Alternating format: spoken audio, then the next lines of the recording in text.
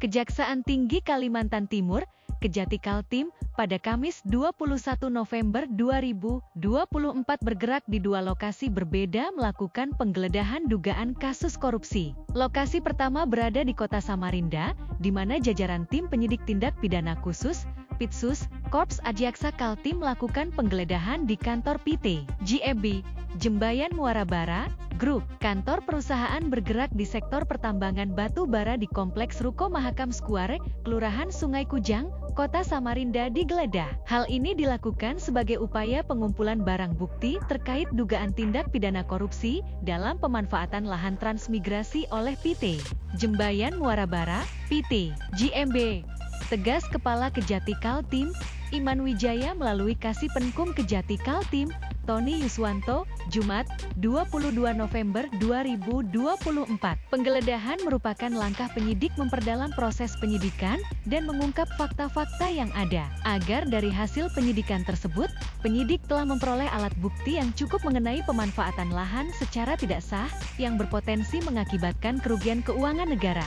Penggeledahan berlangsung sekitar 4 jam. Tim penyidik berhasil mengamankan sejumlah dokumen penting serta beberapa perangkat elektronik yang diduga kuat berkaitan dengan perkara yang tengah ditangani. Barang-barang tersebut selanjutnya disita oleh tim penyidik Pitsus Kejati Kaltim untuk keperluan penyidikan lanjutan. Jelasnya, kasus dugaan korupsi pemanfaatan lahan transmigran secara tidak sah ini berawal aduan puluhan mahasiswa yang tergabung dalam Forum Pemuda Peduli Pembangunan Kalimantan Timur ke Kantor Dinas Energi dan Sumber Daya Mineral, ESDM, Kaltim, Jalan MC Haryono, Jumat, 25 Agustus 2023.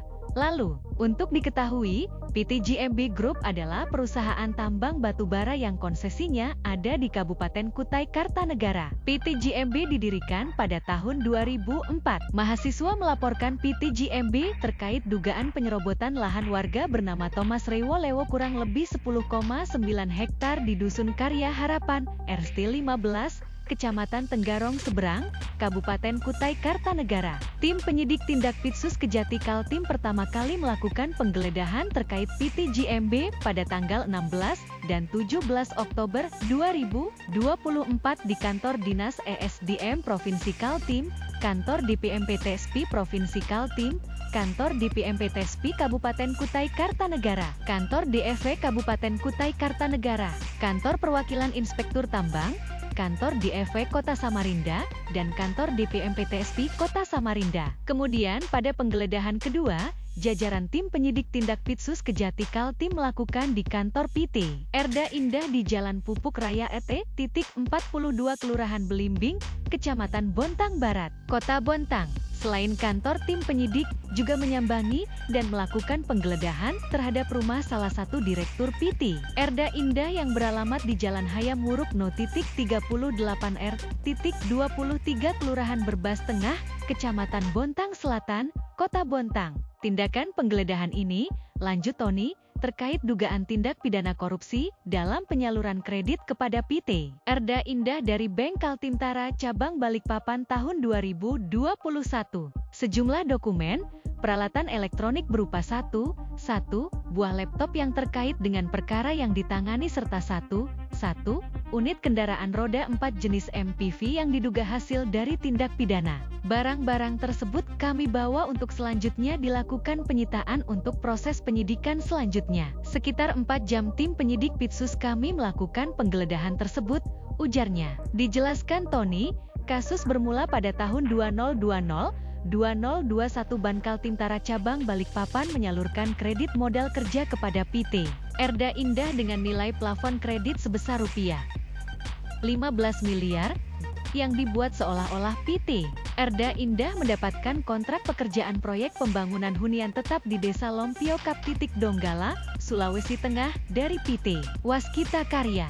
Pada pengajuan permohonan pinjaman tersebut, PT Erda Indah mengajukan jaminan berupa kontrak kerja SPK dengan PT Waskita Karya senilai rupiah 37 miliar, tetapi belakangan baru diketahui kontrak yang dijadikan jaminan tersebut fiktif palsu.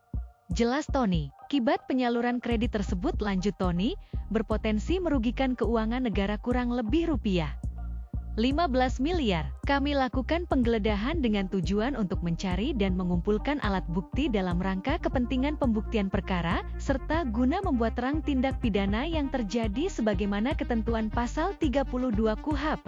Tandas Tony. Kasus kredit jaminan Aspika fiktif ini, sebelumnya Kejaksaan Tinggi Kalimantan Timur telah menetapkan RCY selaku branch manager PT Erda Indah sebagai tersangka, dan menyeret juga 2 orang pegawai Bank Kaltimtara sebagai tersangka, yaitu Di selaku pimpinan bidang perkreditan Bank Kaltimtara Cabang Balikpapan dan Zaka selaku penyelia kredit UMCM dan Korporasi Bank Kaltimtara Cabang Balikpapan. Download Tribun X sekarang. Menghadirkan lokal menjadi Indonesia.